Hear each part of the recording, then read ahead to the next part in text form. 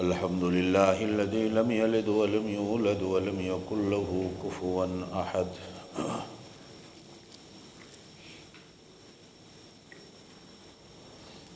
الحمد لله الذي لم يتخذ ولدا ولم يكن له شريك في الملك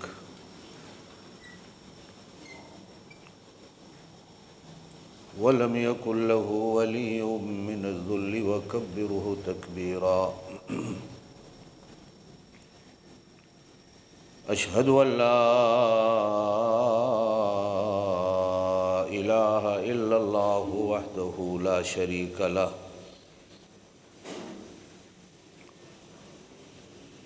وأشهد أن سيدنا وسندنا ونبينا وشفيعنا محمدًا عبده ورسوله صلى الله عليه وعلى آله وأصحابه وبارك وسلم تسليما كثيرا كثيرا.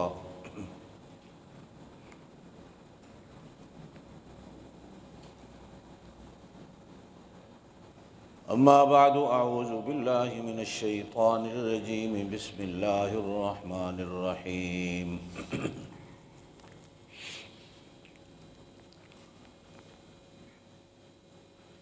نحن نقص عليك نبأهم بالحق إنهم فتية آمنوا بربهم وزدناهم هدى وربطنا على قلوبهم إذ قاموا فقالوا ربنا رب السماوات والأرض لن ندعو من دونه إلها لقد قلنا إذا شططا.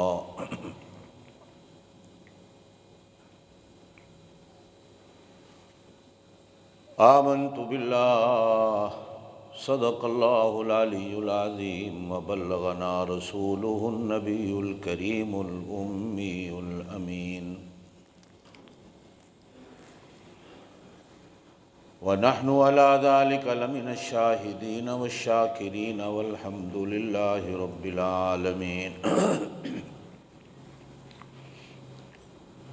اللهم صل على محمد وعلى آل محمد كما صليت على إبراهيم وعلى آل إبراهيم إنك حميد مجيد. اللهم بارك على محمد وعلى آل محمد كما باركت على إبراهيم وعلى آل إبراهيم إنك حميد مجيد.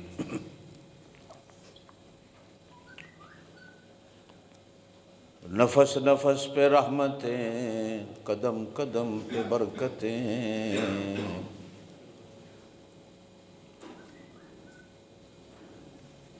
نفس نفس پہ رحمتیں، قدم قدم پہ برکتیں، جہاں جہاں سے وہ شفیع آسیاں گزر گیا،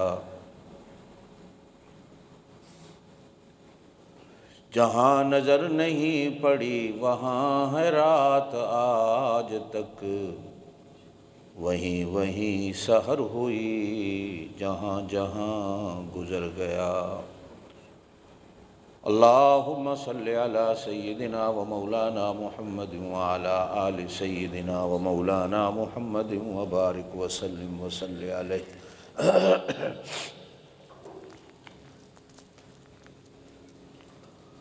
حق اور سچ ہمیشہ ایک ہی رہتا ہے، وہ کبھی بدلتا نہیں.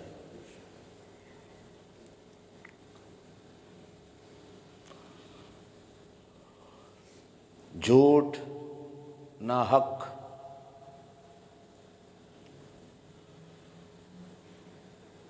اس کے پاؤں نہیں ہوتے، یہ روز بدلتا رہتا.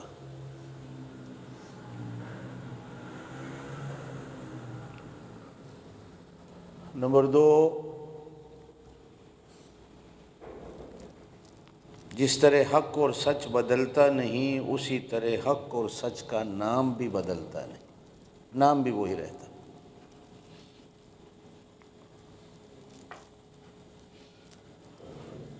جھوٹ اور ناحق جس طرح خود بدلتا رہتا ہے اسی طرح اس کے نام بھی بدلتے رہتے۔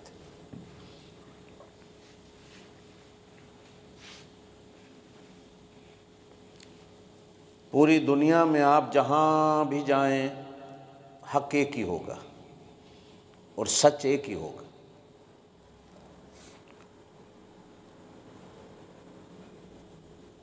جھوٹ، ناحق،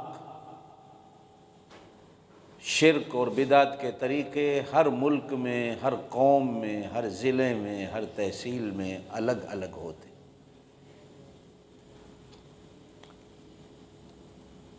اس لیے کہ جھوٹ اور سچ کی جب تمیز مٹ جاتی ہے، شرک اور بدعت کی جب تمیز مٹ جاتی ہے تو پھر جس طرح دل کہتا ہے لوگ اسی طرح کرتے ہیں، ہر کوئی اپنی مرضی کرتا۔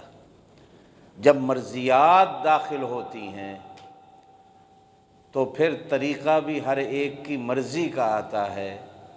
حق اور سچ، دین برحق، چونکہ اللہ اور اس کے رسول کا حکم ہے، آپ جہاں بھی جائیں وہ آپ کو ایک ہی ملے گا۔ شرک و بدعات کے طریقے، جھوٹ اور ناحق کے طریقے آپ کو دنیا میں مختلف نظر آئیں۔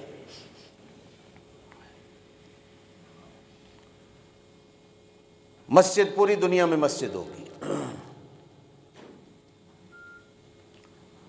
غلط نظریات کے جو لوگ ہوں گے ان کے عبادت خانے کے نام کچھ اور ہوں گے، وہ بدلتے چلے جائیں گے۔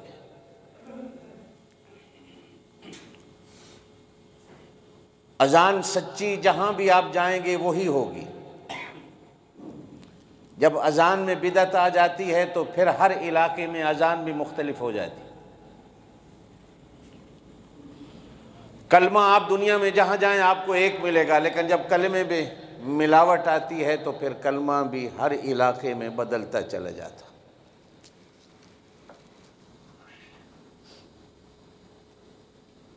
ایک آدمی مجھ سے پوچھتا ہے، ہو سکتا ہے کبھی آپ سے بھی پوچھا ہو، کہ آپ کون سا کلمہ پڑھتے ہیں؟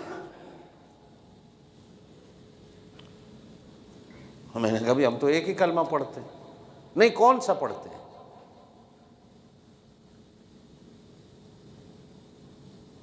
میرا خیال ہے آپ اور میں آج تک یہی ایک ہی کلمہ پڑھتے ہیں، لیکن جو بدلنے والے ہیں جب بدلتا ہے تو پھر اور طریقے پہ چلتے جاتے ہیں۔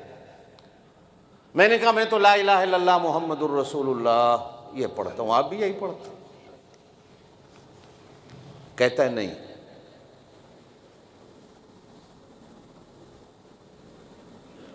جو دیوبند والے لوگ ہیں وہ کلمہ پڑھتے ہیں لا الہ الا اللہ محمد الرسول اللہ، ہاں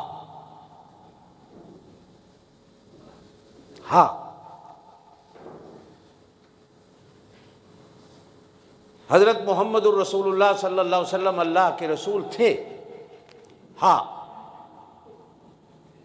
یہ ہماری سرگودی، چکوالوی، آگے آپ سرائیکی زبان میں چلتے جائیں تو ہاں کو جب کہیں بات ہوتی ہے بیٹھ کے لوگ کہتے ہیں ہاں، ہاں کی جگہ ہاں، ٹھیک، ہاں کہتا ہے۔ جو اہل حدیث وہابی مسلک کے لوگ ہیں وہ کہتے ہیں لا الہ الا اللہ محمد الرسول اللہ ہو،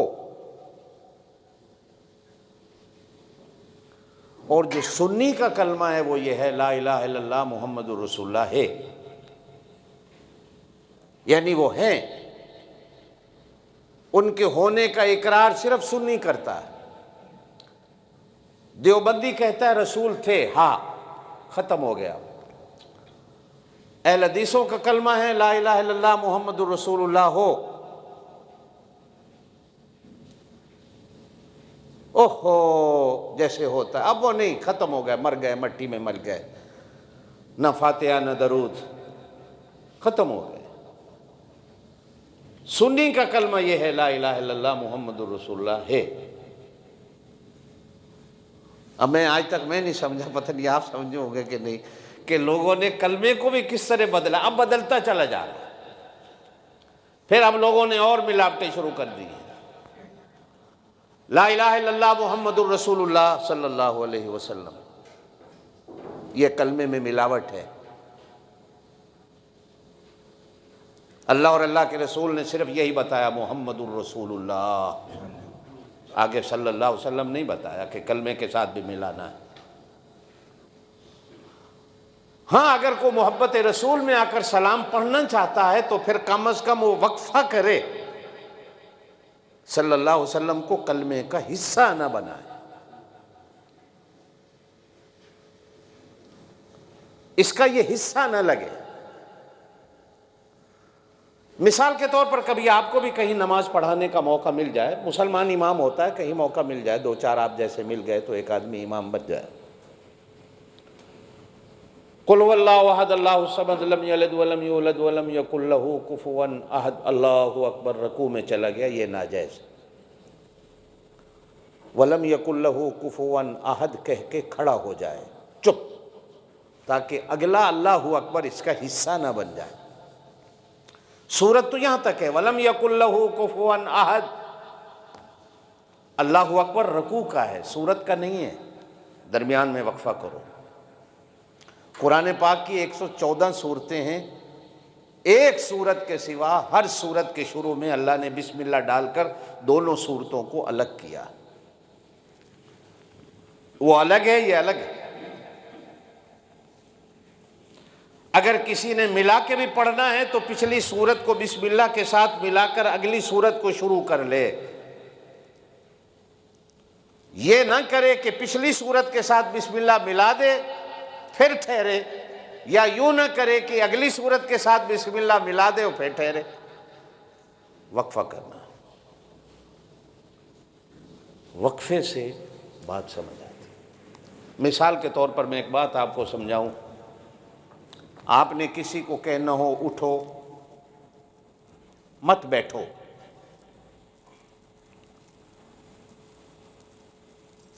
آپ کیسے کہیں گے؟ اگر آپ نے کہا اٹھو مت بیٹھو، یہ غلط ہو گیا۔ اٹھو مت بیٹھو یہ بھی غلط ہو گیا۔ اٹھو مت، ٹھہرو، بیٹھو، یہ بات جا کے صحیح بنتی۔ قرآن پاک میں جو وقف آتے ہیں جہاں ٹھہرنا ہوتا ہے، میم کا وقف لازم ہوتا ہے، ضروری ٹھہرنا ہے وہاں، لیکن اگر کوئی ملا کر پڑھتا ہے تو اسی طرح معنی میں تبدیلی ہو جائے۔ جب اللہ نے کہا یہاں ٹھہرو تو ٹھہرو، بات پوری نہیں ہوئی، ٹھہرو، ہم نئی بات اگلی شروع کرتے ہیں، دو باتوں کو انسان ملائے نہیں۔ اب پھر میں اپنی بات شروع سے لاؤں کہ حق ہمیشہ حق رہتا ہے، وہ بدلتا نہیں۔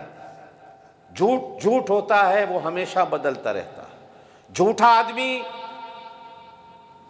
پھر قدم قدم پر جھوٹ نئے سے نیا گھڑتا ہے، وہ نیا سے نیا بناتا ہے اپنی جان چھوڑانے کے لیے، لیکن حق اور سچ ایک ہی رہتا ہے، وہ بدلتا نہیں۔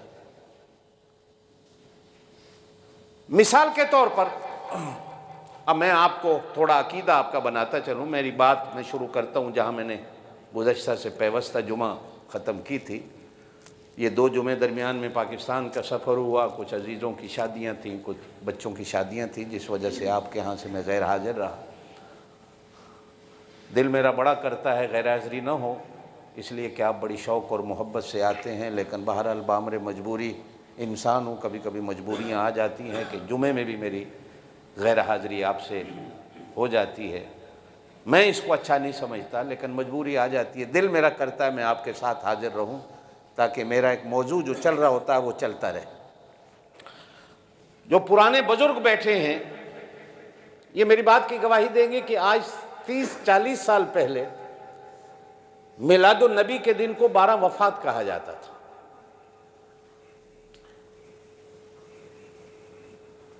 ہر کوئی اس کو 12 وفات کا دن کہتا تھا۔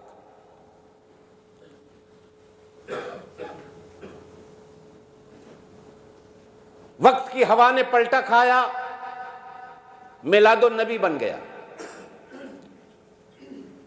پھر تھوڑا اور بدلا تو پھر عید میلاد النبی بن گیا۔ پھر تھوڑا اور بدلا تو جشن عید میلاد النبی بن گیا۔ روز بدلتا رہا۔ اب جو چیز بدلتی ہے پھر ہمارا دل کرتا ہے کہ اس کا کھوج لگائیں، یہ بدل کیوں رہی ہے۔ جب کھوج لگایا تو معلوم ہوا کہ اگر یہ حق اور سچ ہوتا تو کبھی بدلتا نہیں۔ معلوم ہوتا ہے کہ یہ نقلی بناوٹ والی چیز ہے جو روز بدل رہی ہے۔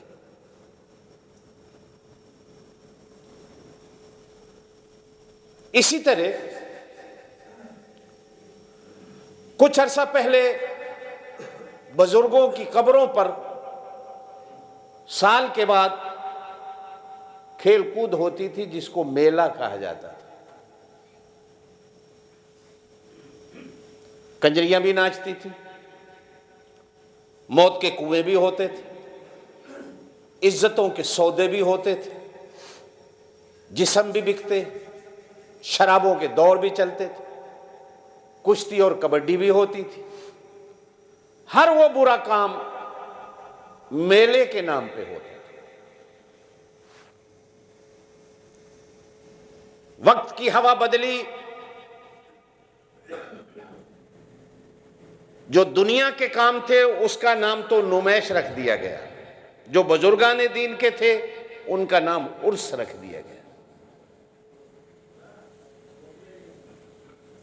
پھر وقت کی ہوا بدلی تو صرف عرس نہ رہا، پھر عرس شریف ہو گیا۔ اب یہ جو چیز روز بدلتی ہے، جب اس کا کھوج لگاتے ہیں تو معلوم ہوتا ہے کہ اندر کو ناحق چیز ہے جو بدل رہی ہے۔ حق ہوتا تو یہ نام بھی نہ بدلتے۔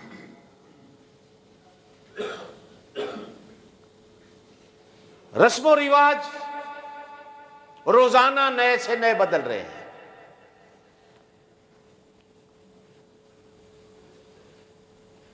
جس سے اس کی حقیقت کھلتی ہے کہ یہ رسم و رواج ہے۔ دین الیوم اکملت لکم دینکم، وہ پورا ہو گیا، مہر لگ گئی، سیل کر دیا گیا، نہ کوئی نئی چیز اس میں جا سکتی ہے، نہ کوئی اس کے اندر سے چیز نکل سکتی ہے۔ دین وہی رہتا ہے جو 1400 سال سے آج بھی ایک ہی قدم پہ کھڑا ہے۔ دین کبھی نہیں بدلتا۔ اگر توجہ رکھیں گے تو میری بات آپ سمجھیں گے۔ نحن نقص علیک نبأہم بالحق،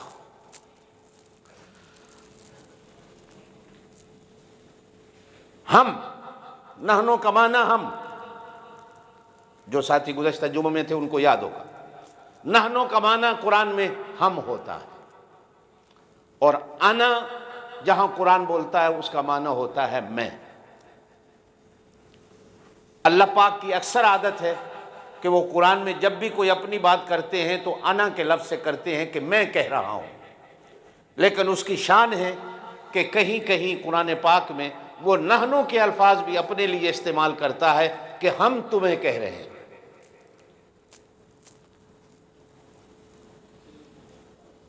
اللہ کی مرضی ہے وہ اپنے آپ کو ہم کہے یا میں کہے، ہمیشہ یاد رکھیے گا، کلام اس کی ہے، بولنے والا وہ ہے، اس کی شان۔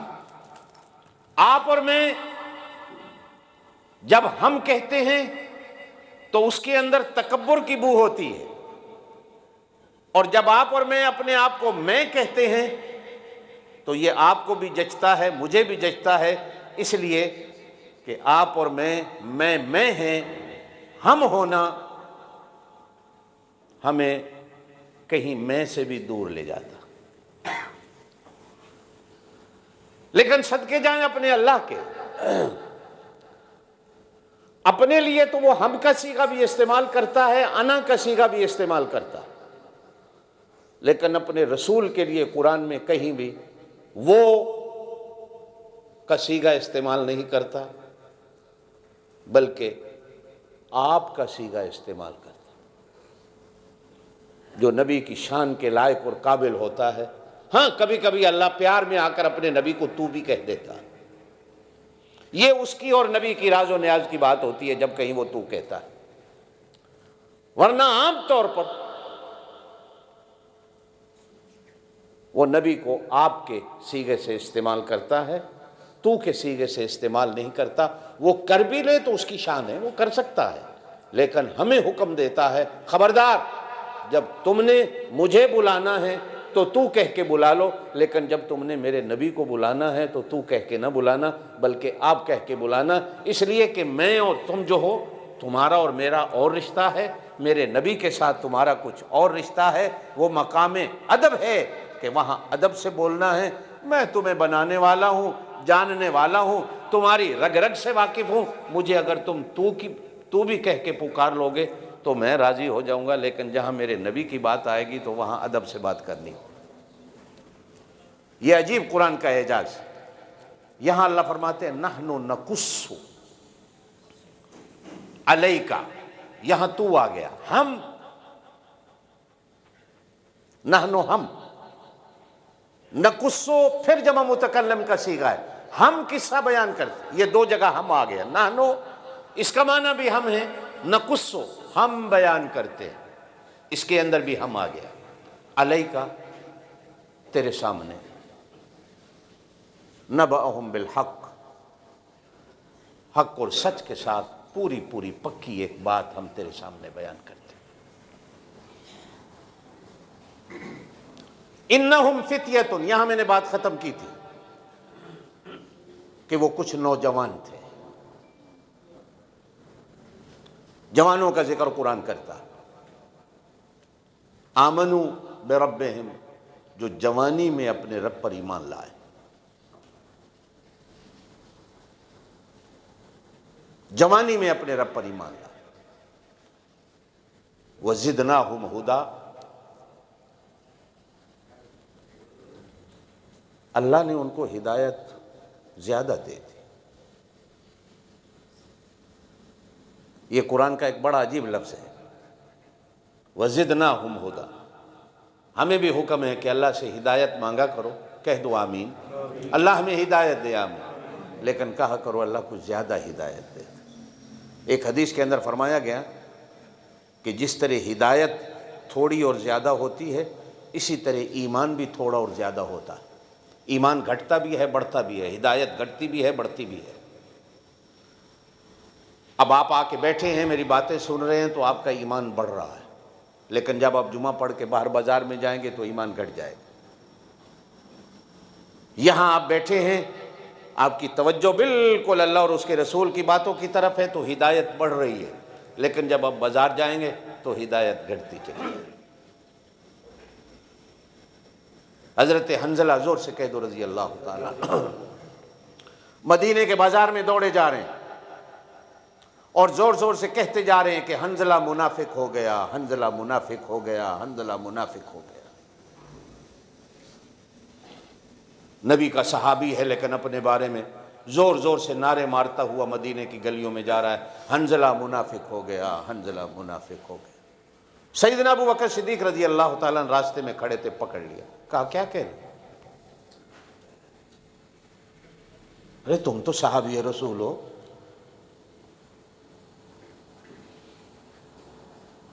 توجہ رکھیے گا۔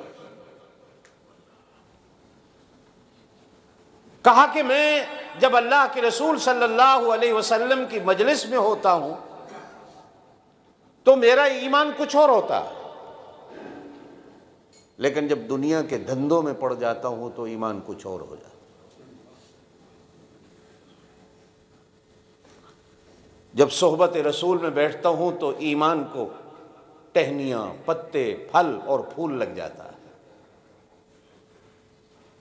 اور جب صحبت رسول سے اٹھ کے آتا ہوں تو میرے ایمان کا درخت بالکل سوکھے ہوئے درخت کی طرح ہو جاتا ہے۔ ایمان ایک درخت ہے۔ ایمان کیا ہے؟ قرآن کہتا ہے، سورہ حجرات 26ویں سپارے میں آتا ہے، وَلَكِنَّ اللَّهَ حَبَّبَ إِلَيْكُمُ الْإِيمَانَ وَزَيَّنَهُ فِي قُلُوبِكُمْ وَكَرَّهَ إِلَيْكُمُ الْكُفْرَ وَالْفُسُوقَ وَالْعِصْيَانَ۔ ایمان والو، جس کے پاس ایمان ہے، توجہ سے سنیے گا، تم وہ خوش قسمت ہو کہ تمہارے دل کی زمین پر ایمان کا گملہ اور ایمان کا درخت، اللہ کہتے ہیں میں نے اپنے ہاتھوں سے لگایا۔ زمین دیکھتا ہوں کیسی ہے، آیا یہ ایمان کے بوٹے کو قبول کرتی ہے کہ نہیں، ایمان کے درخت کو قبول کرتی ہے کہ نہیں، بڑھے گا کہ نہیں بڑھے گا۔ جن کے دل مجھے بنجر زمین کی طرح نظر آتے ہیں ان دلوں میں ایمان کا بوٹا نہیں لگاتا ہوں، جن کے دل آباد کھیتی کی طرح نظر آتے ہیں تو پھر میں ان دلوں میں ایمان کا بوٹا اپنے ہاتھوں سے لگاتا ہوں۔ اور پھر اگلے الفاظ جو ہیں قرآن کے وہ بڑے عجیب ہیں، فرمایا وَكَرَّهَ إِلَيْكُمُ الْكُفْرَ وَالْفُسُوقَ وَالْعِصْيَانَ، میں خود کہی لے کے کھڑا ہو جاتا ہوں، میں خود درانتی اور رمبے لے کے کھڑا ہو جاتا ہوں جب بوٹا لگاتا ہوں گوڈی کرنے کے لیے کہ اس کے ایمان کا درخت کس طرح بڑھے۔ جب کہیں کفر کی، فسوق کے، گناہ کے کانٹے ارد گرد جھاڑیاں آنے لگتی ہیں تو ایک اچھے ذمہ دار کی طرح گوڈی دے کر اس کے ایمان کے درخت کو صاف کر دیتا ہوں۔ آمین کہہ دے اللہ تیرے اور میرے ایمان کے درخت کو بھی گوڈی اپنے ہاتھوں سے دے دے، یہ قرآن ہے۔ فرمایا پھر میں وہ آلات لے کر، وہ ہتھیار لے کر، وہ سامان لے کر جس طرح ذمہ دار کے ہاتھ میں ہوتا ہے وہ گوڈی دیتا ہے، پھر میں ایمان کے درخت کی اس کھیتی کے اندر خود اپنے ہاتھوں سے گوڈی بھی کرتا ہوں، کانٹے دار جھاڑیوں کو دور کرتا ہوں، گناہوں کو دور کرتا ہوں، کفر کو دور کرتا ہوں، بے ایمانیوں کو دور کرتا ہوں، تاکہ اس کے ایمان کا درخت صحیح سلامت ہو۔ ایمان ایک درخت کی طرح ہے، فرمایا یہ گھٹتا بھی ہے، بڑھتا بھی ہے، سوکھتا بھی ہے، تر و تازہ بھی ہوتا ہے۔ صحابہ اکرام نے عرض کی اللہ کے رسول صلی اللہ علیہ وسلم سے یا رسول اللہ ایمان کس طرح بڑھتا ہے، کس طرح گھٹتا ہے؟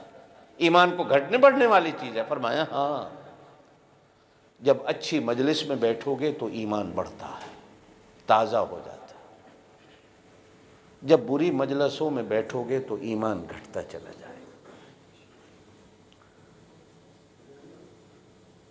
ارشاد فرمایا کہ جب ایمان کی کھیتیوں کے قریب سے گزرا کرو تو کچھ چر لیا کرو، حدیث ہے جس طرح جانور چرتا ہے تم بھی چر لیا کرو۔ عرض کیا گیا یا رسول اللہ، زور سے کہہ دے صلی اللہ علیہ وسلم، چرنے کا مطلب ہم نہیں سمجھے۔ فرمایا جہاں دین کی مجلس ہو تھوڑی دیر بیٹھ جایا کرو، یہ چرنا ہے، تمہارے ایمان کو تازگی مل جائے گی۔ فرمایا تمہارا ایمان ننگا ہے، اس کو چادر تم نے پہنانی ہے۔ اور ایک حدیث میں آپ صلی اللہ علیہ وسلم نے ارشاد فرمایا کہ جب ساتوں آسمان سے آگے سدرۃ المنتہا پر میری حضرت ابراہیم علیہ السلام کے ساتھ معراج کی رات ملاقات ہوئی تو ابراہیم علیہ السلام نے کہا کہ تمہاری امت کے لیے نصیحت کرتا ہوں، لیتے جاؤ اپنی امت کو بتا دینا۔ تو حضور صلی اللہ علیہ وسلم نے فرمایا ابراہیم علیہ السلام نے مجھے کہا کہ اپنی امت کو کہہ دینا کہ جنت ایک چٹیل میدان ہے، اس میں بوٹے درخت تم نے خود لگانے ہیں۔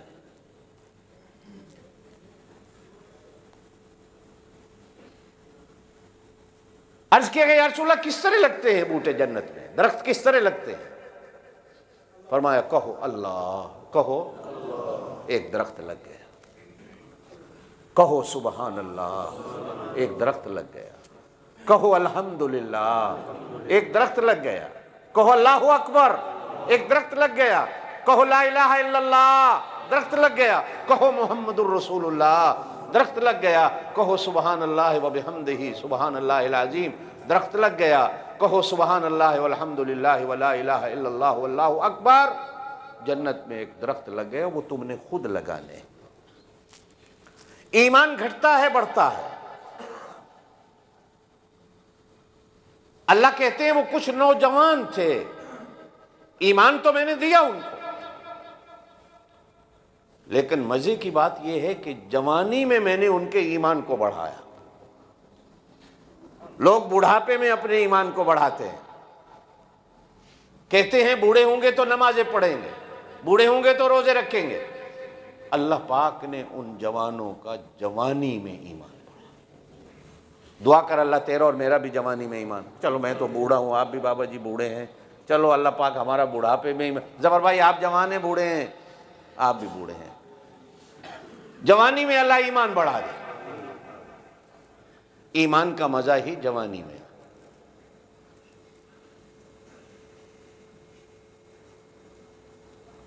آپ صلی اللہ علیہ وسلم فتح مکہ کے لیے تشریف لے جا رہے تھے، رمضان المبارک کا مہینہ تھا، روزے تھے۔ کچھ صحابی ایسے بھی تھے جو روزے نہیں رکھ رہے تھے سفر میں، اجازت ہے۔ کچھ تھے جو روزہ رکھ رہے تھے، یہ بھی اجازت ہے، رکھ سکتے ہو تو رکھ لو، نہیں رکھ سکتے ہو تو نہ رکھو سفر میں۔ کچھ تھے نہیں رکھ رہے تھے، لیکن وہ ذمہ داری اس طرح نبھا رہے تھے کہ آگے بھاگ بھاگ کر لشکر سے جا کر تمبو لگاتے، جا کر پانی کا بندوبست کرتے، سائے کا بندوبست کرتے کہ پیچھے آنے والے روزے داروں کو سایہ مل جائے، پانی مل جائے، ٹھنڈی جگہ مل جائے۔ وادی اسفان میں حضور صلی اللہ علیہ وسلم پہنچے تو ٹھنڈک ذرا زیادہ ملی، تو حضور صلی اللہ علیہ وسلم نے ان سے کہا آج روزے داروں سے بھی یہ نمبر لے گئے، روزے داروں سے بھی یہ لوگ نمبر لے گئے جنہوں نے روزہ نہیں رکھا ہوا، کہ انہوں نے جو خدمت کی ہے اللہ پاک روزے سے بھی زیادہ خدمت کا ثواب دے گا۔ اور حدیث میں آتا وہ سارے نوجوان تھے، حالانکہ جوان آدمی تو روزہ رکھ لے تو اس کے لیے تو کوئی مشکل نہیں ہوتا، بوڑھا تو بیچارہ ہزاروں بیماریوں کا مریض ہوتا ہے، بوڑھے کے لیے تو مشکل ہوتا ہے، لیکن صدقے جاؤں صحابہ کرام رضوان اللہ علیہم اجمعین کے، بوڑھے روزے سے اور نوجوان بغیر روزے کے۔ اور آپ صلی اللہ علیہ وسلم نے ارشاد فرمایا کہ آج جنہوں نے روزہ نہیں رکھا وہ نمبر لے گئے۔ پھر دوسرے دن کھڑی دوپہر میں آپ صلی اللہ علیہ وسلم نے خود پانی نوش فرمایا روزے کی حالت میں، کہا میں روزہ کھولتا ہوں، صحابہ کرام رضوان اللہ علیہم اجمعین نے نبی کریم علیہ السلام کو روزہ کھولتے دیکھا تو جن کو روزہ تھا انہوں نے بھی روزہ کھولا، فرمایا اب روزے سے بھی زیادہ افطار کا ثواب ہوگا، اس لیے کہ یہ نبی کی سنت ہے۔ دونوں چیزیں بیان کی۔ نوجوان بیٹھے ہوئے ہیں مسجد نبی میں، آپس میں باتیں کر رہے ہیں کہ ہماری وجہ سے اسلام کہاں تک پہنچا۔ کچھ بوڑھے صحابہ بیٹھے تھے، انہوں نے کہا ہم دعا نہ کرتے تو کچھ نہ ہوتا، ہم پیچھے دعائیں کرتے رہے ہوئے، تم لڑتے رہے۔ کام دونوں سے چلتا ہے، بوڑھوں کی دعائیں آتی ہیں اور نوجوانوں کی بہادریاں کام آتی ہیں، جوانی کام آتی ہے۔ صدقے جاؤں اللہ فرماتے ہیں کچھ وہ نوجوان تھے آمنوا بربہم، جو اپنے رب پر ایمان لائے تھے، وزدناہم ہدا، اللہ نے ان کو ہدایت زیادہ دی۔ آمین کہہ دو، اللہ ہمیں زیادہ دے۔ اگلا لفظ ایک اور ہے سمجھنے کے قابل، قرآن کہتا ہے وَرَبَطْنَا عَلَىٰ قُلُوبِهِمْ، ایمان ہو زیادہ نہ ہو یہ بھی کمزوری ہے، ایمان ہو وَرَبَطْنَا عَلَىٰ قُلُوبِهِمْ، ایمان والوں کا آپس میں دل نہ ملا ہوا ہو اور ایمان والے اپنے دل کو اللہ کے حوالے نہ کر دیں تو اس ایمان کا بھی فائدہ کوئی نہیں ہوتا۔ وَرَبَطْنَا عَلَىٰ قُلُوبِهِمْ، اللہ کے ساتھ اپنے دل کی گرہے رسی کو ایک گرہے باندھ لے، جیسے دوسری جگہ قرآن کہتا وَاعْتَصِمُوا بِحَبْلِ اللَّهِ جَمِيعًا وَلَا تَفَرَّقُوا، اللہ کی رسی کو مضبوطی سے پکڑ لو، آپس میں اختلاف نہ کرو۔ اب اللہ کی رسی کیا ہے؟ کیا اللہ رسے لے کے بیٹھا ہے؟ اللہ زنجیریں لے کے بیٹھا ہے کہ اس کو پکڑ لو؟ کہا نہیں، اللہ کی رسی سے مراد اللہ کا دین ہے، اللہ کی رسی سے مراد اللہ کا کلمہ ہے، اللہ کی رسی سے مراد میرے پاک نبی کی سنت ہے۔ جو اللہ کے دین کو پکڑتا ہے، اللہ کی بات کو پکڑتا ہے، اللہ کے رسول کی سنت کو پکڑتا ہے، وہ اللہ کی اس حکم پر عمل کرتا ہے وَاعْتَصِمُوا بِحَبْلِ اللَّهِ جَمِيعًا، کہ اللہ کی رسی کو مضبوطی سے پکڑ لو۔ دین، یہاں اللہ ایک رسی کی مثال دے کر کہتے ہیں کہ دین ایک رسی کی طرح ہے۔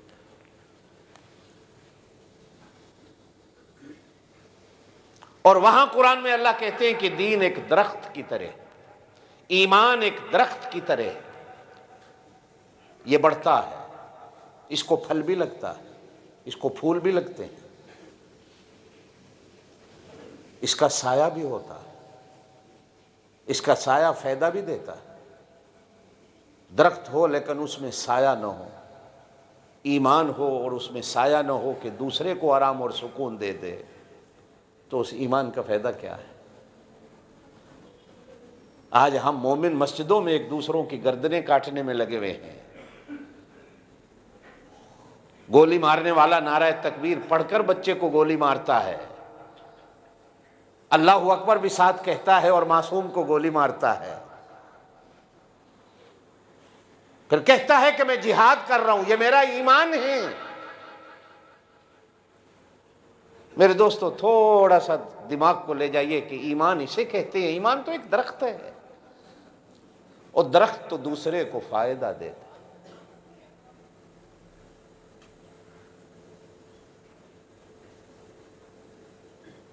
بلکہ امام شافعی رحمۃ اللہ کا مجھے ایک قول یاد آیا، فرماتے ہیں، آپ کے لیے میں کہہ دیتا ہوں، کہتے ہیں کہ میں نے قرآن و سنت سے اپنے اللہ کو اتنا نہیں جانا، پڑھ پڑھ کے کہا جاتا ہے کہ 10 سال کے تھے امام شافعی رحمۃ اللہ علیہ، فتوے کے اسٹیج پر بیٹھ گئے تھے، فتویٰ دینے لگ گئے تھے، 10 سال کی عمر، اللہ نے اتنا علم دے رکھا۔ بلکہ کہا جاتا ہے کہ حرم مکہ میں حدیث پڑھا رہے تھے، 12 سال کی عمر میں تو کوئی چڑیا اڑتی اڑتی آئی، تو امام شافعی رحمۃ اللہ علیہ نے جیسے بچے شرارت کرتے ہیں اپنا رومال اٹھایا اور چڑیا کے اوپر پھینکا کہ یہ پھنس جائے اور میں پکڑ لوں، اور چڑیا پھنس گئی۔ شاگرد ہنسنے لگے تو کہا، بچہ بچہ ہوتا ہے چاہے حدیث پڑھانے والا بھی ہوں تو میں ابھی بچہ، میرے اندر سے وہ چیز نہیں جا رہی جو بچوں والی ہوتی ہے کہ میں شرارت کس طرح کروں۔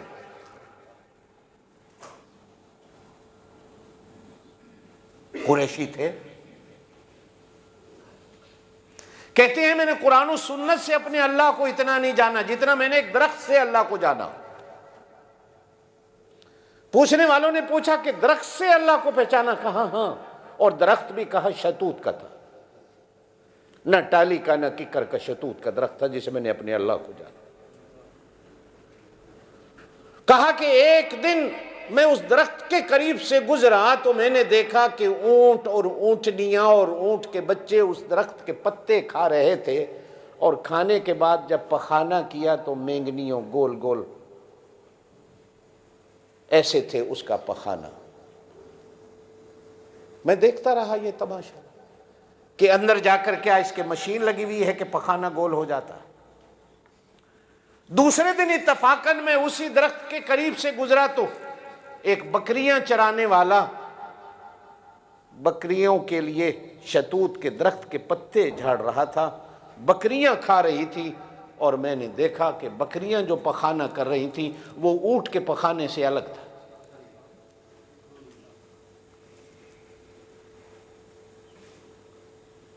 تیسرے دن میں اس درخت کے قریب سے گزرا تو دیکھا گائے اور بھینس کھا رہی ہے، لیکن جب انہوں نے پخانہ کیا تو ان کا پخانہ کچھ اور تھا۔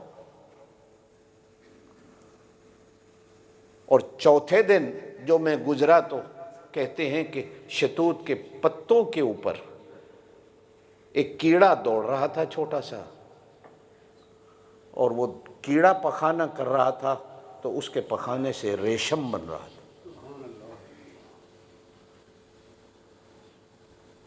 کوئی سمجھ آئی میری بات کہ نہیں؟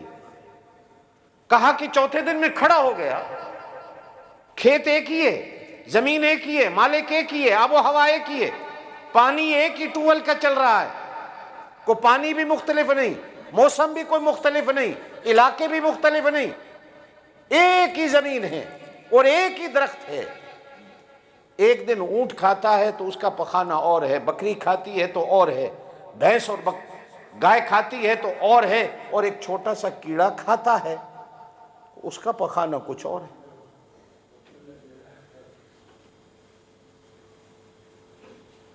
میں وہیں بیٹھ گیا گھٹنے ٹیک کے، میں نے کہا ان اللہ علی کل شیء قدیر، اللہ تو ہر چیز پہ قادر ہے۔ آج میں سمجھا ہوں اللہ ہے، ایک ہی پتا ہے، اس پتے کے اندر مختلف اثرات मालूम होता है कोई ذات ہے رکھنے والی اور اسی ذات کو اللہ کہتے ہیں. زور سے کہہ دو اللہ کہتے ہیں. میرے دوستو ایمان ایسا درخت ہے, اگر توجہ دے تو میں آپ کو سمجھاتا چلوں, میرا دل تو نہیں تھا لیکن اب ایمان پہ بات آئی ہے تو میں عرض کرتا چلوں. یہ صبح کچھ اور ہوتا ہے, دوپہر کو کچھ اور ہوتا ہے, شام کو کچھ اور ہوتا ہے, رات کو کچھ اور ہوتا ہے. بچوں میں بیٹھو تو ایمان کچھ اور ہوتا ہے, دکان پہ بیٹھو تو ایمان کچھ اور ہوتا ہے, مکے مدینے چلے جاؤ تو کچھ اور ہوتا ہے, اپنی مسجد میں چلے جاؤ تو کچھ اور ہوتا ہے, بزرگوں کی صحبت میں بیٹھ جاؤ تو کچھ اور ہوتا ہے, بھنگیوں اور شرابیوں کی محفل میں بیٹھ جاؤ تو کچھ اور ہوتا ہے. ایمان بدلتا ہے. ایمان جہاں رنگ بدلتا ہے, ایمان اپنی کیفیت کو بدلتا ہے, ایمان اپنی کمیت کو بدلتا ہے, ایمان اپنی حیثیت کو بدلتا ہے, ایمان اپنی فطرت کو بدلتا ہے, اور ایمان اپنے نتیجے کو بدلتا ہے. اس لیے کہا گیا کہ ایمان سے بڑھ کر اللہ کے خزانوں میں کوئی اور نعمت نہیں. اور شاید یہی وجہ ہے کہ اس نے اپنے ناموں میں بھی مومن نام رکھا.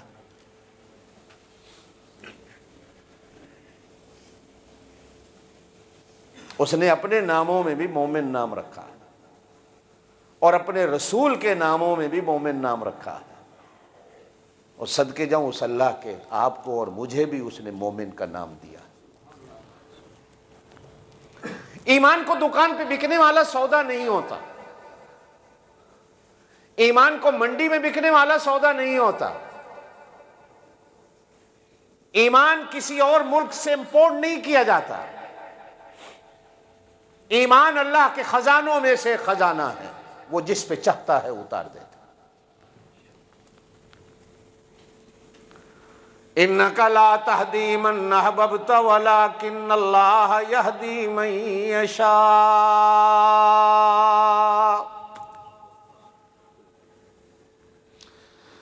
میرے پاک نبی زور سے کہہ دو صلی اللہ علیہ وسلم اپنے چاچا ابو طالب کی چارپائی کے ساتھ بیٹھے ہیں, موت کا وقت ہے چاچے کا. میرے پاک نبی کہتے ہیں چاچا کلمہ پڑھ لو, آخری وقت ہے. چاچا انکار کرتے ہیں, حد ہو گئی. میرے پاک نبی کان آگے کر کر ہونٹوں کے پاس کہتے ہیں چاچا میرے کان میں پڑھ دو, کوئی اور سنے نہ سنے, میں آپ کے ایمان اور کلمے کا گواہ بن جاؤں. اور پھر قیامت والے دن میں گواہی دوں, کہو سبحان اللہ. اے اللہ, قیامت کا دن آئے گا میرے ہانگ کانگ کے دوستو, تم بھی گواہ ہوں گے. اور پھر ایک موقع آئے گا کہ تم پر آمنہ کا لال گواہ ہوگا.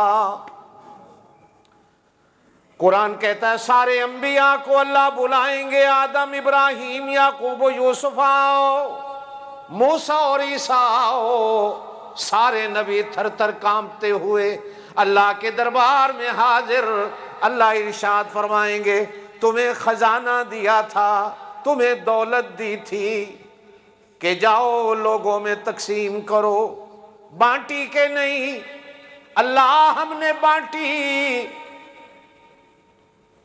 اللہ جاننے کے باوجود بھی ابراہیم علیہ السلام سے کہیں گے کوئی گواہ لاؤ, آدم علیہ السلام سے بھی کہیں گے کوئی گواہ لاؤ, موسیٰ اور عیسیٰ سے بھی اللہ فرمائیں گے کوئی گواہ لاؤ. اب سارے انبیاء کھڑے ہیں, کسے گواہ پیش کریں اللہ کی عدالت میں؟ میرے پاک نبی صلی اللہ علیہ وسلم فرماتے ہیں, اور اللہ کا قرآن بھی کہتا ہے, سارے انبیاء کہیں گے اللہ اپنے محبوب محمد الرسول اللہ صلی اللہ علیہ وسلم کی امت سے پوچھ لو. اللہ امت کو حاضر کریں گے اور ارشاد فرمائیں گے تم تو بعد میں آئے ہو, تم نے تو میرے ابراہیم کا زمانہ نہیں دیکھا, تم نے تو موسیٰ کا زمانہ نہیں دیکھا, تم نے تو याकूब का जमाना नहीं देखा, तुमने तो नूह का जमाना नहीं देखा, गवाही देने कैसे आ गए हो? तुमने देखा है? देखा है? नहीं देखा। इब्राहिम अलैहिस्सलाम का जमाना नहीं देखा, नहीं देखा। आदम अलैहिस्सलाम का जमाना नहीं देखा, मूसा अलैहिस्सलाम का जमाना। बात वही आई जो मैंने गुज़िश्ता से पेवस्ता जुमा कही थी। मेरे पाक नबी सल्लल्लाहु अलैहि वसल्लम मदीने के बाजार में खड़े ऊंट वाले के साथ, घोड़े वाले के साथ घोड़े का सौदा कर, बात याद होगी। आधी कीमत दी, कहा आधी नहीं है, घर जाता हूं लेके आता हूं, तुम खड़े रहो। मेरे पाक नबी दौड़े हुए घर गए, कीमत आधी बाकी लेके आए, घोड़े वाले के हवाले की, घोड़ा दे दो। वो कहने लगा तुम कौन मैं कौन, मेरा तो तुम्हारे साथ सौदा ही नहीं हुआ। इरशाद फरमाया आधी कीमत दे के गया हूं। कहा किसको दी? और बार बार पाक नबी कहते तुझे दे, कहता किसको दी? मैं तो जानता ही नहीं आपको, आप कौन।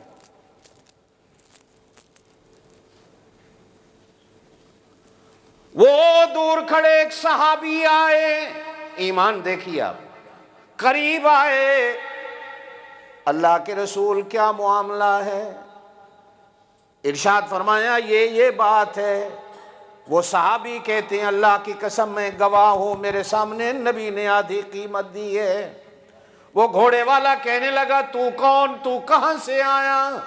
जब हमारी बात हो रही थी ये थे और मैं था, कोई और नहीं था, तुझे किसने बताया और कहा? वो कहने लगा अल्लाह की कसम है मैंने अपने अल्लाह को नहीं देखा, लेकिन इनके कहने पर मैंने अपने अल्लाह को माना है। मैंने जन्नत को नहीं देखा, मैंने इनके कहने पर जन्नत को माना है। मैंने जहन्नम को नहीं देखा, मैंने इनके कहने पे जहन्नम को माना है। मैंने कब्र नहीं देखी, लेकिन इनके कहने पर कब्र को माना है। मैंने कब्र के अजाब को नहीं देखा, लेकिन इनके कहने पर माना है। जब इतनी चीजें इनके कहने से मान सकता हूं, तो ये बात भी मैं ईमान ले आता हूं कि इन्होंने घोड़े का सौदा किया है। आप में से कितने हैं जिन्होंने लंदन नहीं देखा लेकिन मानते हो लंदन है? आप में से कितने हैं जिन्होंने अमेरिका नहीं देखा लेकिन मानते हो अमेरिका है? मैं आपसे कहूं आपने लंदन नहीं देखा, क्यों मानते हो? आप कहेंगे साहब मैंने टीवी में देखा है। मैंने कहा कि आपने अमेरिका जब देखा नहीं तो कैसे मानते हो? आप कहोगे मैंने अखबारों में देखा है। अरे टीवी वाले कभी झूठ बोले कभी सच बोले, अखबार वाले कभी सच बोले कभी झूठ बोले। अखबार और टीवी वालों की बात को सुनकर पढ़कर लंदन को भी मानने को तैयार, अमेरिका को भी मानने को तैयार, लेकिन उस नबी की बात को मानने को तैयार नहीं जिसको दुश्मन भी कहीं इससे बड़ा सच्चा कोई नहीं। अबू जहल भी कहे है मोहम्मद, जोर से कहो सल्लल्लाहु अलैहि वसल्लम, मेरी आंखें झूठ देख सकती हैं लेकिन तेरी जुबान से झूठ नहीं निकल सकता। इन्नका ला तहदी मन अहबब्ता वलाकिन अल्लाह यहदी मन यशा। अल्लाह कहेंगे तुम तो थे नहीं, अब तुम सारे बोलोगे।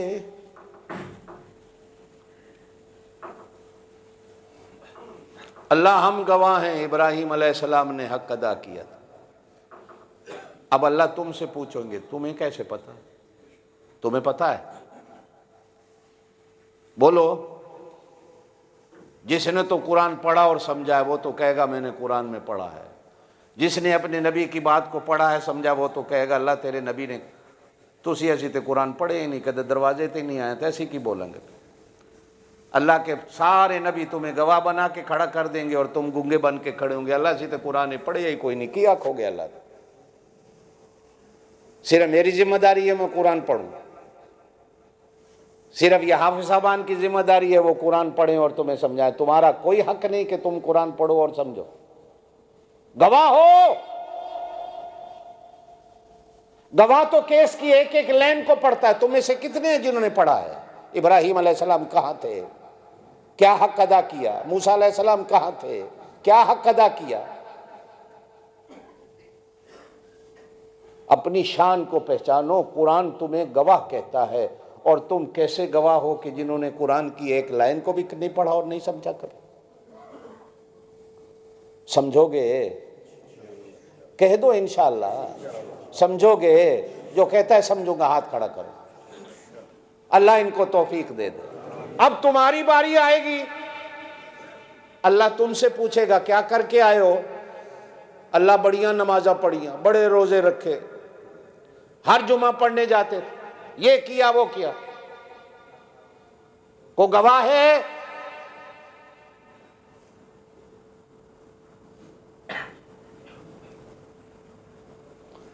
میرے آقا فرمائیں گے اللہ اپنی امت کا گواہ میں،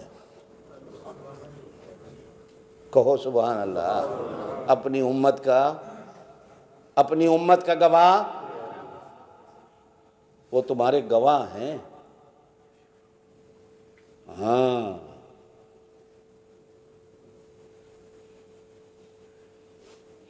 دنیا کے گواہوں کو تو خرید سکتے ہو، رشوت دے سکتے ہو، ان کو خوش کر سکتے ہو، راضی کر سکتے ہو، اللہ کے نبی کو کیا رشوت دو گے؟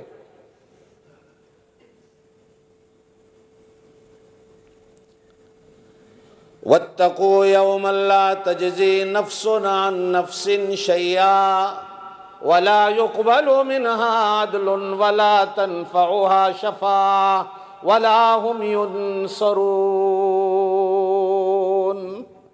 قرآن ہے۔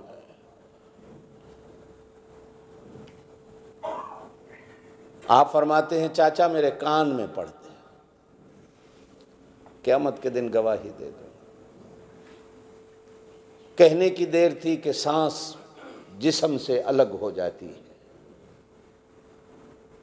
میرے پاک نبی رو پڑے، ساری زندگی چاچے نے خدمت کی لیکن ایمان نہ لایا۔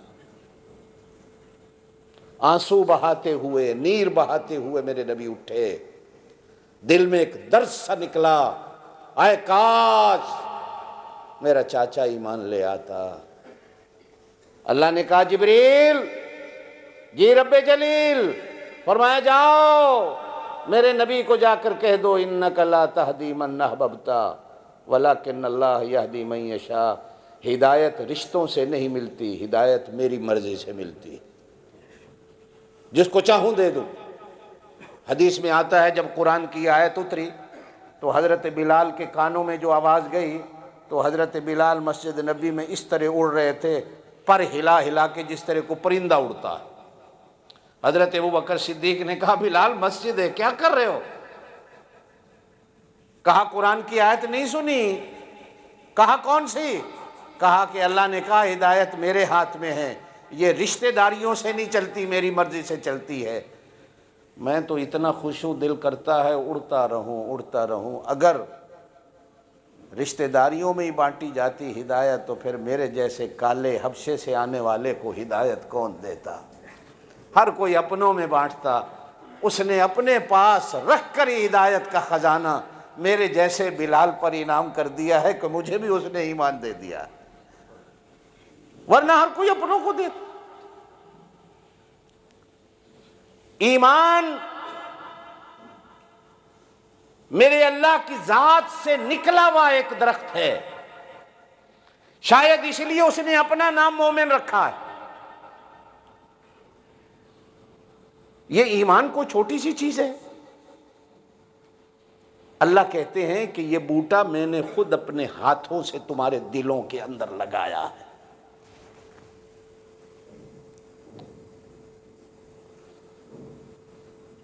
دنیا کے بڑے بڑے شہروں میں جاؤ نا، کوئی درخت بڑا ہوتا ہے، پرانا ہوتا ہے، کسی کے ہاتھ کا لگا ہوا ہوتا ہے، کوئی اچھی نسل کو ہوتا ہے تو تختی لگی ہوئی ہوتی ہے، یہ 200 سال پرانا ہے۔ کتنا؟ ان درختوں کو کوئی گرانے نہیں دیتا۔ یہ فلاں ملک سے آیا ہے، فلاں ملک سے آیا، یہ بھی ساتھ لکھا ہوتا ہے، یہ آسٹریلیا کی نسل ہے، یہ امریکہ سے آیا ہے۔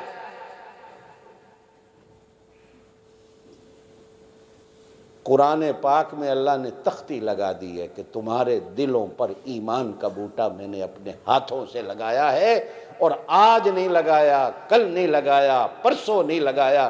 جانتے ہو اس کی عمر کتنی ہے؟ یہ کتنا پرانا ہے؟ جب تم عالم ارواح میں پڑے تھے، اللہ پاک نے اس وقت تمہارے دلوں پر ایمان کا بوٹا لگا دیا۔ یہ مومن ہے، یہ فلانا ہے، یہ فلانا ہے، یہ فلانا ہے۔ تقسیم تو اس وقت کی اس نے کر دی۔ یہ بوٹا اتنا پرانا ہے۔ اچھا، جب سے اللہ ہے، اللہ کا تو یہ نام اس وقت سے ہے نا؟ کیوں بھائی؟ اللہ جب سے ہے، کوئی مدت نہیں، ہمیشہ سے ہے، اس وقت سے اس کا یہ نام ہے المؤمن المہیمن۔ معلوم ہوتا ہے کہ ایمان کا خزانہ بھی اتنا ہی پرانا ہے۔ ایک بحث ملتی ہے کتابوں میں، تمہارا ایمان نیا ہے کہ پرانا؟ تمہارا ایمان بیٹھا ہے کہ کھڑا ہے؟ تمہارا ایمان سویا ہوا کہ لیٹا ہوا ہے؟ تمہارا ایمان ننگا ہے کہ کجیا ہوا ہے؟ یہ سوال و جواب ہیں کتابوں میں۔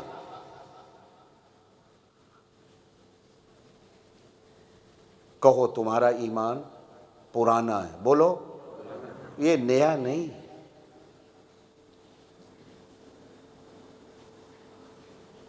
یہ تازہ ہوتا رہتا ہے۔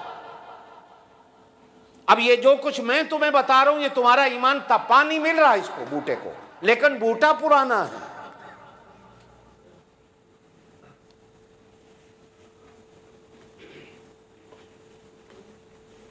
اس پرانے بوٹے کی قدر کرو، اس پرانے بوٹے کی قدر کر لو۔ اللہ آپ کو مجھے عمل کی توفیق دے، زندگی رہی تو باقی باتیں آئندہ۔ وآخر دعوانا الحمدللہ رب العالمین۔